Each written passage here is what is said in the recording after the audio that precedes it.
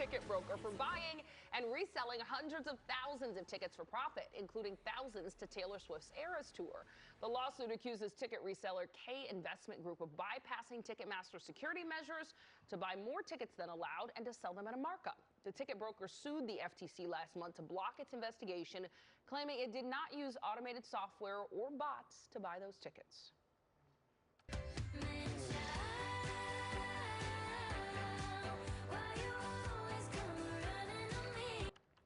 The VMAs are back with a star-studded lineup. Sabrina Carpenter going to hit the stage along with other performers like Ricky Martin, Busta Rhymes, and J Balvin. You know what, Grammy winner and hip-hop legend LL Cool J set to host with artists like Lady Gaga, Bruno Mars, and Kendrick Lamar leading the nominations. This used to be my favorite thing about going back to school was the VMAs were then on like a week later. You can watch the VMAs September 7th live on CBS, MTV, and streaming on Paramount Plus. LL Cool J has looked the same since I was like 5 years old. Right? It's kind of fascinating. Let's call him up and see what he's doing. Yeah, we need George. That's whose skincare routine I want. Exactly. All right, Can't Call News at 9 starts right now.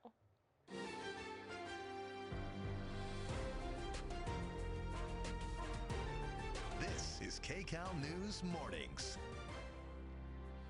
Right now at 9, a crisis in the Cal State system. We're looking at an ongoing housing issue at the universities and how leaders are trying to solve it, but will it be enough? Plus, utterly nightmarish. Could your scariest dreams be brought on by something you ate? We'll dig into a new study that thinks dairy may be behind those vivid visions. I liked your utterly. Thank you. Plus, as you gear up for another dry day on the roads, I don't know why I said that. I don't know that it's a dry day. I guess it is, but I made that up. A new list ranks the worst freeways in SoCal, and your pick may not be as bad as it seems. You know how your brain inserts a word? Yeah. Maybe because it's so hot, I inserted dry roads. There you go. There you go. But they are dry. They are dry. It's not wrong. Not incorrect. It's not incorrect. We'll probably get rain in like November. Okay. Right. Great. Oh, I hope so. That would be great if we got rain in November. That's true, because that's actually earlier than the past couple years, right? Yes. Yeah. So it's about the heat. Roads coming up in a second with Galena. We got the heat happening today. And it's Yeah. going to be? Dry. Yes. Very good. Boom. Thank you. Accurate. See, Sheba, bringing some psychic. accuracy. All right, here we go. It doesn't look dry, but it completely is in Long Beach. That is one of the few spots still with some cloud cover, but you're not getting rain today. You'll get lots of sunshine this afternoon. The warming begins today. We're a couple degrees warmer than yesterday, but the big time warming, that starts tomorrow. So next weather headlines, mainly sunny today, hottest weather of the summer for almost a week. That begins tomorrow, and that will bring high fire danger. Next weather alerts begin tomorrow for all of our inland locations. And likely also we may add the metro area of Los Angeles and Orange County because your forecast just went up temperature-wise. You may be 96 by Thursday. Northridge today, the last day not hitting 100 for a while. Lunchtime temperature 87, 3 o'clock 93, 6 o'clock 88 degrees. We're getting warm and we're staying warm. High temperatures today, shy of 100, but pretty close for the high desert, 99 for you. Inland Empire 96 and Los Angeles metro area 84 degrees, up to 10 degrees hotter tomorrow. We'll talk about how long the heat sticks around coming up. We've got traffic with Kalina right now. Good morning. Hi, good morning. So as we head out the door, Orange County has been a very busy spot for us at 9 o'clock in the morning. We do have delays out there on the 405 freeway right at Jeffrey. You can see there is a slowdown as you head out the door this morning. We also have an issue in the southbound direction past this issue this morning. It's right around Irvine Center. So a lot going on there. 44-minute ride southbound from the 22 to Irvine Center.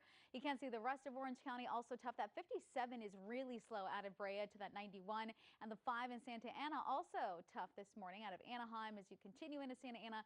That's about a 30-minute commute. 27 minutes on the 55 South, 91 to the 405, and taking you out to the IE. 2 issues that are still here. Sigler eastbound 210 to both directions of the 15. The right lane is blocked off along with the connectors that are closed. This is a live look at the Caltrans camera. You can see cones are up, slow moving eastbound. That'll take you about 9 minutes from Haven to the 15 freeway, so not too bad. But this Sigler on the 10 west for Archibald, still there, middle lane blocked off because of a crash. That's now a 33-minute ride from Sierra to Archibald. You could take the 60 westbound to avoid some of that backup there. And here's a look at LA. It's been so busy all morning this morning. We do have this crash southbound 405 before the 710, right lane blocked off there. That is slowing you down through that Long Beach area, and also delays in both directions of that 110. So give yourself plenty of extra time as you head out the door. Ladies, back to you. All right, thank you, Kalina. The search for a missing 7-month-old continues in Yucaipa. Yeah, now the parents are at the center of the case, with investigators questioning their claim the baby was kidnapped. KCAL News reporter Amanda Starantino is live in Yucaipa with more.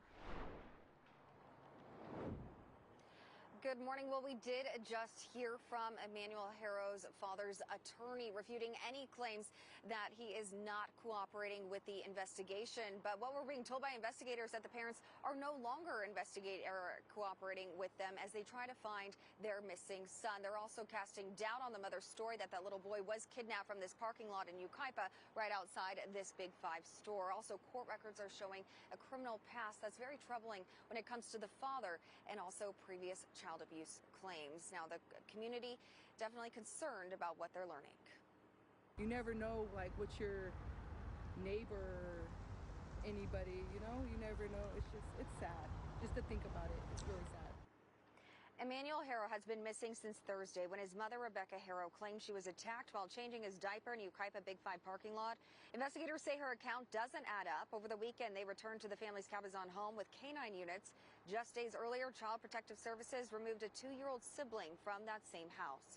Court records reveal the baby's father, 32-year-old Jake Jaro, has a history of violence.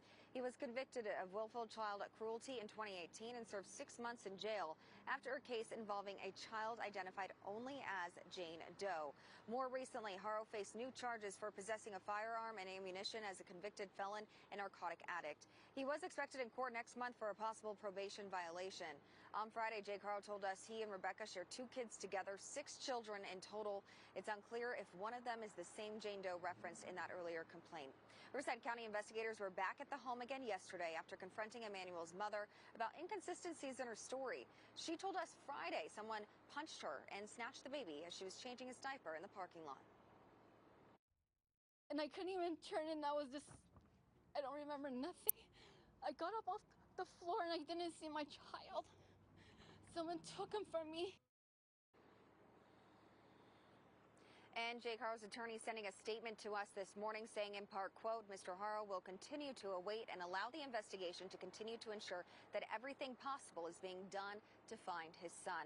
The attorney also said that Jake is planning to release his own written statement later today, so we will, of course, bring that to you on KCAL News as soon as we get it. But again, investigators saying that the family is not currently cooperating with the investigation, although the attorney for the father is saying otherwise. Now, investigators have told us that they have reclassified this case now from a kidnapping to a critical missing child, which means that investigators believe that foul play or a crime could be involved in this case. So this definitely changes the public perception of what is going on. Also, we know that a foundation that was supporting rescue and search services for this child has now pulled that back along with their $5,000 reward for any information because they say there's too many unanswered questions. But again, that little boy still missing this morning and the community desperate to find him. Live in Yucaipa, I'm Amanda Starantino, KCAL News. Yeah, we hope for the best. Amanda, Absolutely. thank you. All right, we want to get to some developing news now. We're learning about a deadly hit and run. Let's check in with assignment manager Mark Liu at the desk. Mark?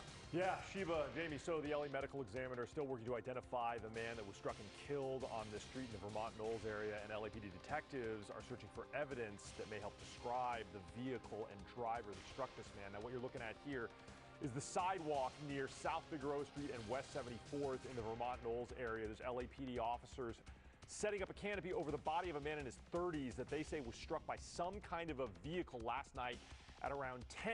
Now, they say that man was crossing the street outside of the crosswalk, but the body ended up here on the sidewalk. It's unclear how that happened, but the LA Medical Examiner is now claimed that body at the coroner's office, working to identify it. As for the crime scene that's been set up, that's to look for evidence regarding the vehicle and driver that struck this man. Now, since this man was crossing outside the crosswalk, if the driver had stayed after this collision, they may not have been liable for this accident, as this pedestrian appeared to have been jaywalking. But right now, since that driver fled, it's a felony hit and run, and detectives don't have a description on that vehicle or driver, but they are searching the area for any security video. That's it here from the desk. I'll send it back to you. Okay, Mark, thank you for that. The time right now is 9:06. California's child care crisis has parents desperate